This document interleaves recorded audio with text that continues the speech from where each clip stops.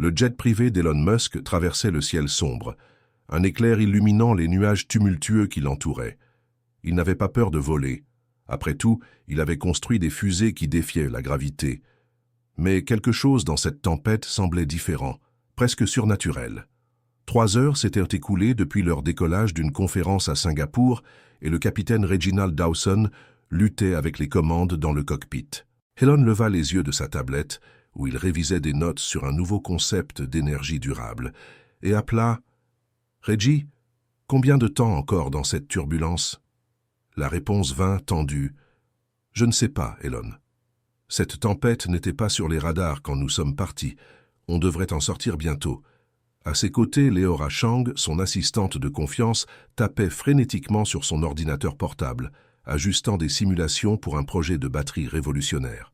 « L'équipe au Nevada est enthousiaste à ce sujet, » dit-elle sans détourner le regard. « Ils ont déjà commencé les tests préliminaires. » Elon sourit. Leora était brillante, toujours un pas en avance, le maintenant ancré même lorsque ses idées s'envolaient au-delà des étoiles. Soudain, l'avion chuta, comme s'il avait heurté un mur invisible. La tablette d'Elon vola, rebondissant contre le plafond, tandis que l'ordinateur de Leora glissa de ses genoux. Les lumières clignotèrent, et la voix du capitaine Dawson résonna. « Désolé pour ça, juste une turbulence. » Mais Elon connaissait Reggie depuis 15 ans. Il y avait de l'inquiétude cachée dans ce ton. Une autre chute, plus forte, fit trembler l'appareil. La pluie frappait les hublots comme si elle voulait entrer, et un son aigu d'alarme déchira l'air. « Monsieur Musk, mademoiselle Chang !» cria Dawson. « Attachez vos ceintures maintenant. » Leora ferma son ordinateur et s'attacha à son siège, son calme habituel vacillant. « Que se passe-t-il » demanda-t-elle, la voix tremblante. Avant qu'Elon ne puisse répondre, un grondement ébranla l'avion. Le moteur gauche s'arrêta dans un gémissement, suivi d'un silence terrifiant. « Moteur 1 hors service », annonça Dawson, ses mains s'agitant sur les commandes. « Moteur 2 en surchauffe. Nous perdons de l'altitude. » Elon agrippa les accoudoirs de son siège, son esprit calculant les options. « Des alternatives, Reggie ?» demanda-t-il, gardant une voix ferme. « Il y a une île à 40 miles au sud, » répondit le capitaine. « Pas grande, mais elle a une plage. Ça pourrait être notre chance. » Leora, les jointures blanchies, hocha la tête. « C'est le mieux qu'on ait. » Le second moteur commença à faiblir, toussant comme un animal agonisant. « Mayday, Mayday, Mayday » transmit Dawson. « Avion privé November 775 X-Ray. Un moteur perdu, le second en panne. Tentative d'atterrissage d'urgence. » La statique engloutit le reste du message. La radio mourut. L'avion plongea, la descente contrôlée devenant un chaos. « Accrochez-vous à tout !» cria Elon, détachant sa ceinture pour sécuriser les objets volants. Leora attrapa une tasse en plein vol avant qu'elle ne heurte le mur. Ils travaillèrent vite, attachant ordinateur et sac. « 20 miles jusqu'à l'île », annonça Dawson. « Préparez-vous à un atterrissage brutal. » Par les hublots, Elon vit l'océan sombre, sans signe de vie, jusqu'à ce qu'une bande verte émerge entre les nuages. « La voilà !» désigna-t-il. Le moteur restant rugit une dernière fois et s'arrêta. Le silence fut assourdissant. L'avion devint un planeur, tombant rapidement. « Asseyez-vous et tenez bon !» ordonna Dawson. Elon serra la main de Leora un instant. « Mieux que la dernière réunion du conseil, plaisanta-t-il, arrachant un rire nerveux. « Si on survit, je veux une augmentation, » rétorqua-t-elle. L'île grandit dans les hublots, une plage blanche, des falaises rocheuses. Dawson visa le sable. Impact dans 3, 2, 1. Le train d'atterrissage heurta la plage, les secouant violemment. L'avion rebondit, dérapa, déchirant le fuselage contre le sable. Quelque chose frappa la tête d'Elon, un masque à oxygène détaché. Une douleur explosa dans son crâne et le monde tourna jusqu'à s'arrêter. La pluie tambourinait sur la carcasse tandis qu'Elon reprenait ses esprits. « Leora » appela-t-il, se tournant. Elle releva la tête, une coupure saignant sur son front, mais vivante. « Je vais bien, dit-elle, surprise. « Reggie, tu es en un seul morceau ?» Un gémissement vint du cockpit. « Vivant !» répondit Dawson, émergeant avec un hématome sur la joue. « Atterrissage en douceur, hein ?» Elon rit faiblement. « Tu nous as sauvés. » Dawson secoua la tête. « Pas encore. On est vivant, mais coincé. Radio morte. Satellite hors service. Personne n'a entendu notre Mayday. » Leora essuya le sang de son front. Et maintenant? Elon regarda par le hublot fissuré. On découvre où on est. Ils forcèrent la porte du cockpit, le vent apportant une odeur de sel et quelque chose de doux, indéfinissable. La plage immaculée menait à une jungle dense, sans signe de civilisation. Milieu de nulle part, murmura Leora. Ça pourrait être pire, répondit Elon, déjà en train de planifier les prochaines étapes. La tempête passa durant la nuit et le matin révéla l'île en couleurs vives. De l'eau douce d'abord, dit Dawson, portant un sac improvisé. Ensuite de la nourriture. Je vais revérifier le signal de détresse. Elon examina la jungle. Cette végétation est étrange, remarqua-t-il, désignant des arbres aux feuilles géométriquement parfaites et des fleurs brillant dans des teintes irréelles. Ce n'est pas naturel, dit-il, hésitant, avant de toucher une pétale bleue luminescente. Non, prévint Leora. Ça pourrait être toxique. Dawson fronça les sourcils. Concentrons-nous sur le plan. Eau, nourriture, signal. Ils suivirent un sentier qui semblait artificiel, trop sinueux pour être l'œuvre de la nature. « C'est une piste ?» demanda Leora après 20 minutes. « Trop organisée pour des animaux », acquiesça Elon. Le chemin les mena à un ruisseau cristallin. Dawson testa l'eau. Potable, presque trop pure. Près du ruisseau, des arbres fruitiers poussaient en rangées parfaites, chargés de fruits exotiques. Elon mordit dans un violet, le goût explosant dans sa bouche, myrtille et mangue. « Trop bon », dit-il, examinant les plantes. Feuilles comme des panneaux solaires, racines interconnectées. C'est de la bio-ingénierie au-delà de ce que je connais. Leora s'étrangla, pointant quelque chose dans le sable, un disque métallique, froid au toucher, avec des motifs changeants. « Qu'est-ce que c'est » demanda Dawson. « Je ne sais pas », admit Elon, « mais ce n'est pas une technologie ordinaire. » Ils continuèrent, trouvant d'autres objets étranges et des jardins organisés. « Des empreintes humaines », murmura Dawson, désignant des marques fraîches. « On n'est pas seul. » Un bourdonnement mécanique les guida vers une clairière où des lumières clignotaient au loin. « De l'électricité », murmura Elon. « Quelqu'un est ici. » Avant qu'il ne puisse décider, une voix trancha le silence. « Bonjour, monsieur Musk. Nous vous attendions. » Une femme émergea des ombres, cheveux cuivrés en queue de cheval, vêtue d'une combinaison grise. « Je suis Zara, chercheuse. Nous avons détecté votre atterrissage. Nous envoyons de l'aide. » Elon plissa les yeux. « Vous recherchez quoi sur une île perdue ?» Zara sourit. « L'avenir, monsieur Musk. Quelque chose que vous connaissez bien. Suivez-moi. » Zara les guida par un sentier illuminé par des plantes brillantes jusqu'à un rocher sur le flanc d'une colline. Elle posa sa main sur la surface et une porte cachée s'ouvrit, révélant un couloir aux murs blancs et une technologie avancée. « Bienvenue au projet Horizon », dit-elle, les invitant à entrer. L'intérieur était stérile, mais vibrait de vie. Des scientifiques en combinaison grise se déplaçaient entre des équipements semblant issus d'un rêve futuriste. Elon reconnut des fragments de technologie similaires aux projets de ces entreprises, mais évolués, comme si quelqu'un avait pris ces idées et couru des décennies en avance. « Depuis combien de temps cela existe-t-il » demanda Dawson, la suspicion évidente. « Cette installation, 10 ans, » répondit Zara. « Notre travail bien plus longtemps. » Elle les mena à une salle avec de la nourriture, fruits frais et légumes aux saveurs intenses, presque artificielles. « De notre programme agricole, » expliqua Zara. « Nutrition optimisée, cultivable sous n'importe quel climat. » Leora examina une carotte éclatante. Ça pourrait éradiquer la faim. « C'est un des objectifs, » acquiesça Zara.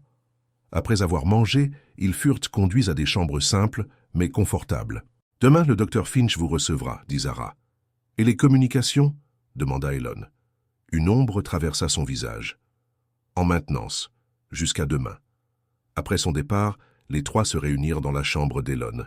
« Je ne lui fais pas confiance, » dit Dawson. « Comment savait-il qui vous étiez ?»« Je suis reconnaissable, » rétorqua Elon. « Mais quelque chose cloche. Cette technologie, elle semble trop familière. » Leora fronça les sourcils. « Comme s'ils avaient vos projets, mais différents. » Le lendemain matin, Zara les conduisit au docteur Marcus Finch, un homme aux cheveux gris et aux yeux perçants, devant un hologramme de la Terre. « Elon Musk, dit-il, enthousiaste. « Je suis votre travail depuis des années. » Assez prêt pour copier? Demanda Elon, désignant les équipements. Finch rit. Les grands esprits se rencontrent. Quel est cet endroit? Intervint Leora. Le projet Horizon est le salut de l'humanité, répondit Finch. Des solutions pour les crises climatiques, la faim, l'énergie. Cachées car tous ne veulent pas de ces réponses gratuites. Il les guida à travers des laboratoires impressionnants. Énergie solaire inimaginable, purification d'eau révolutionnaire, agriculture verticale. Ça pourrait nourrir des milliards, s'émerveilla Leora. Pourquoi le secret? Pressa Dawson. Les intérêts puissants étoufferaient ça, dit Finch, la voix durcissant. Pétroliers, pharmaceutiques, gouvernement. Dans un laboratoire central, une sphère transparente pulsait de lumière. Notre noyau quantique, expliqua Finch. Il traite les données à des vitesses inimaginables. Elon s'approcha. Pas du silicium, organique. Combiné à des cristaux conçus, confirma Finch. Impossible à température ambiante. Et pourtant, c'est là, sourit Finch. Mais quelque chose attira l'attention d'Elon.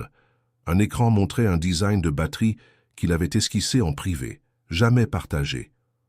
Avant qu'il ne puisse poser la question, une alarme retentit. Finch pâlit, fermant une porte d'où provenaient des sons étranges. « Qu'était-ce » exigea Elon. « Technologie instable » répondit Finch évasif. « Allons déjeuner. » Au réfectoire, les trois chuchotèrent. « Ils ont mes projets » dit Elon. « Des idées que je n'ai jamais révélées. » Dawson fronça les sourcils. « Personne ne sait qui finance ça. Finch ne dirige pas. » Leora entendit des techniciens. Les communications fonctionnent. Ils bloquent les signaux.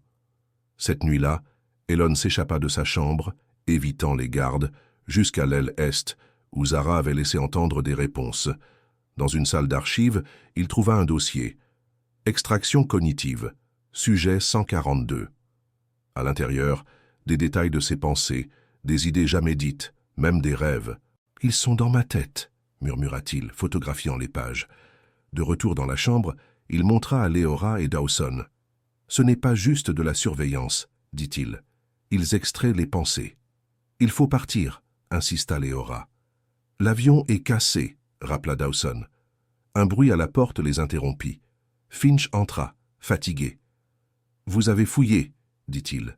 « Comment avez-vous mes pensées » exigea Elon.